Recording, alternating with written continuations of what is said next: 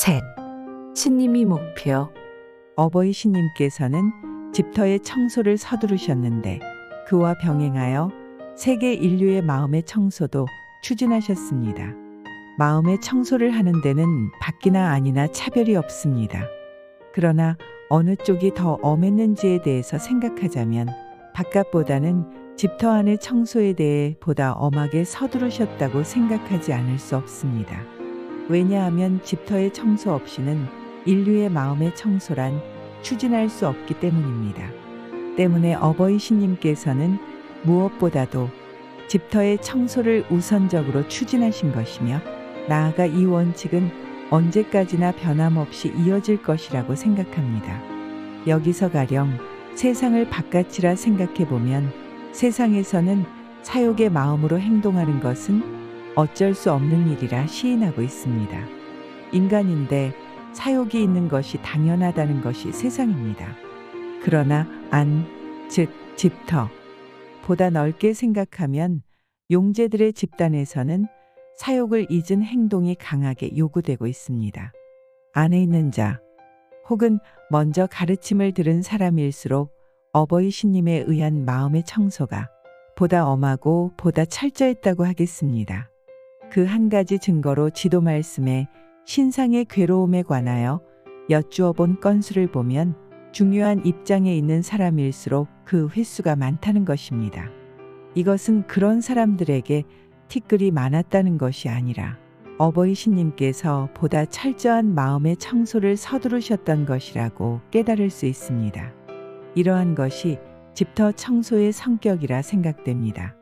그런데 집터에 있는 사람이라 해서 완성된 인간도 아니고 티끌이 없는 사람이 아닙니다. 모두 성인의 과정에 있는 사람이며 크던 작던 티끌은 있는 것입니다.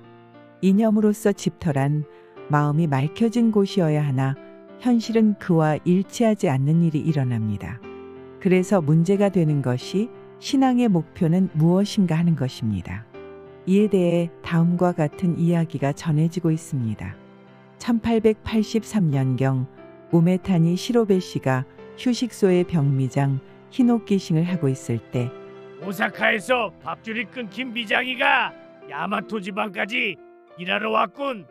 이라는 험담을 듣고 잔뜩 화가 나서 한밤중에 몰래 짐을 챙겨 오사카로 되돌아가려고 발자국 소리를 죽여가며 중남의 문간치를 나오려 할 때 교조님의 기침 소리가 들렸습니다.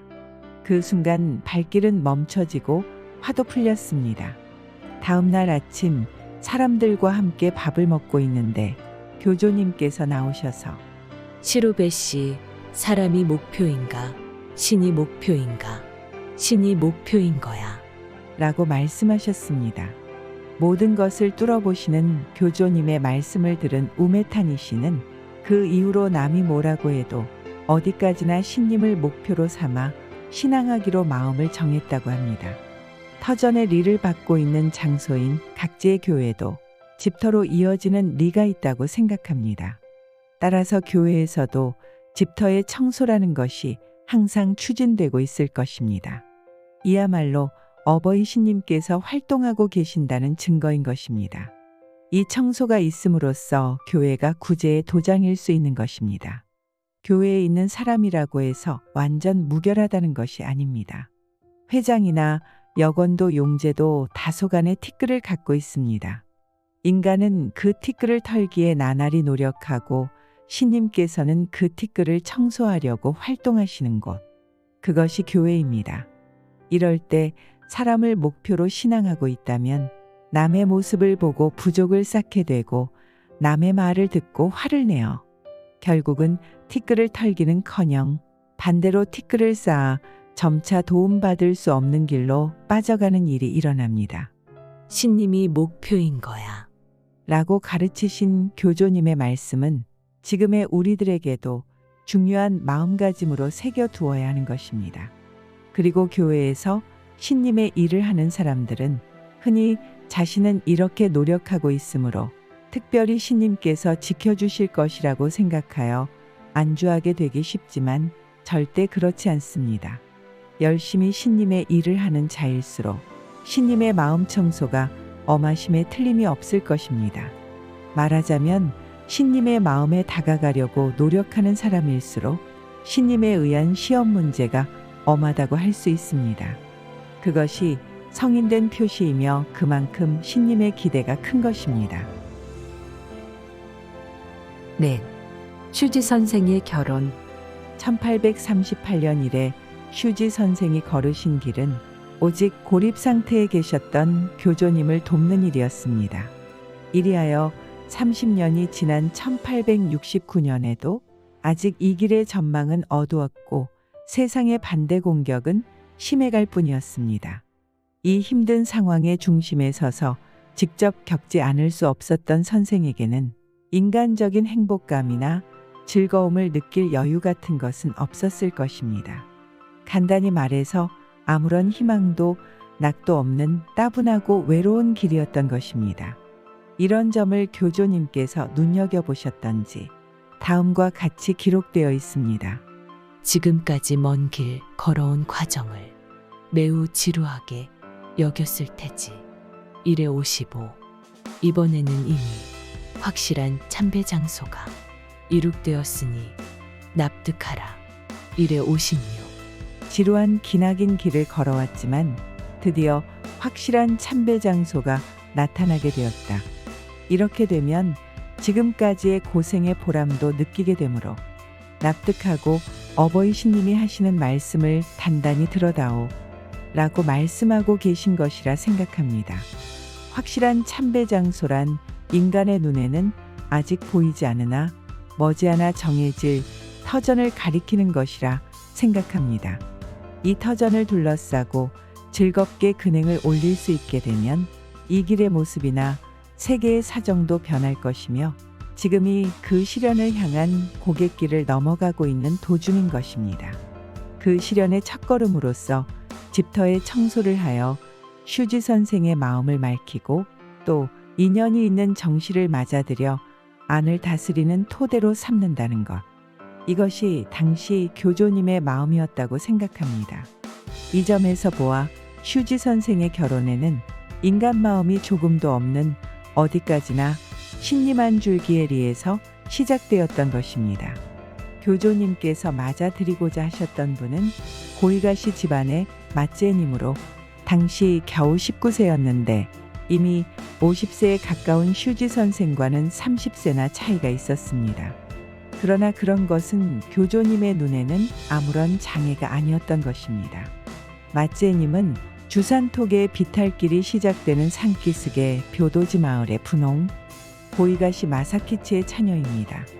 언니인 사쿠라는 분은 1864년 가와치 지방의 교코지 마을 마스무라 에이지로에게 시집을 갔습니다. 덧붙여 말한다면 이 마스무라 씨 부부가 입신한 것은 1871년의 일로서 이것이 다카야스 대교회의 하나의 씨앗이 되었던 것입니다.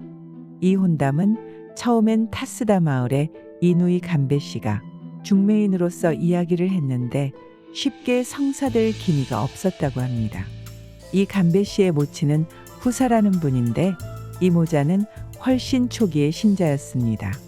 후사 씨의 인도로 고이가시 마사키치 씨의 처 토미 씨도 1869년에 입신하여 집터에 참배하고 교조님을 뵌 적이 있다고 합니다. 이러한 경위로 해서 교조님께서는 고이가시 집안도 마세님도 잘 아셨으므로 시순이 오기만을 살피고 계셨음을 알 수 있습니다. 그러기에 몸소 고이가시 집안에 납신바 곧 이야기가 순조롭게 이루어졌다는 것입니다. 이것이 겉으로 본 경위입니다만 30살이라는 부모와 자식 같은 연령의 차이가 있는 두 분의 결혼에 대해 세상 사람들은 이상하다고 비웃었던 모양입니다. 그러나 교조님께서는 사람은 비웃어도 신은 좋아한다 고하시며 조금도 개의치 않으시고 오히려 단호하게 추진하셨던 것입니다. 생각건대 슈지 선생이 그 나이가 될 때까지 정실이 없었다는 것은 인연이 있는 사람이 나타날 때까지 어버이 신님께서 기다리셨던 것이라고 깨달을 수 있습니다. 50이라면 벌써 한창 때는 지났다고 생각하겠지만 나머지 60년은 신이 맡아주겠다. 그러니 열심히 신님의 일에 노력하라고 슈지 선생을 격려하시고 있는 것입니다. 이 점에서 볼 때 슈지 선생이 신님의 용제로서 본격적으로 활동한 것은 이 이후부터였던 것입니다. 더구나 그것은 근행을 한다는 것을 목표로 정하시고 있음을 엿볼 수 있습니다. 후에 가르쳐 주신 바에 의하면 마스에님은 절단 수호의 리에 혼의 리가 있는 분이기 때문에 근행 인원으로서 없어서는 안 될 분이었다고 합니다. 그러고 보면 이 결혼은 인간의 눈으로 보아서는 이해하기 어려운 면도 있겠으나 어버이 신님의 입장으로는 어떻든 그렇게 되지 않으면 안 될 결혼이었던 것입니다. 그러한 연유로서 친필 제1호는 다음의 노래로서 마무리를 짓고 있는 것입니다. 전생 인연 모아서 수호한다. 이것으로 영원히 확실하게 다스려진다. 1회 74